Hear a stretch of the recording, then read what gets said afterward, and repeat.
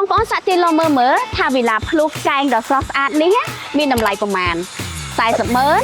30ម៉ឺនឬក៏20ម៉ឺនជាងចាំម្នាងខ្ញុំប្រាប់ថាផ្ទះវិឡាភ្លុះកែងនេះលក់ត្រឹមតែ20ម៉ឺនជាងជឿអត់ប្រាប់ត្រង់អស់ប៉ុណ្ណឹងហើយអត់ជឿទៀត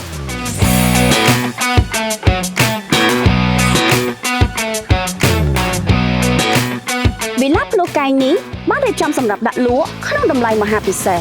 ដែលជួយសម្រួលដល់អតិថិជនដែលស្រឡាញ់ផ្ទះកែងចង់ទិញបានផ្ទះក្នុងតម្លៃមហាពិសេសឥឡូវនេះគម្រោងបរិយាហេង City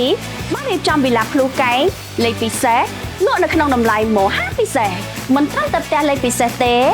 អ្នកខាងបង់ប្រាក់ក៏រត់តែពិសេសហ្មងងាយស្រួលបត់បែន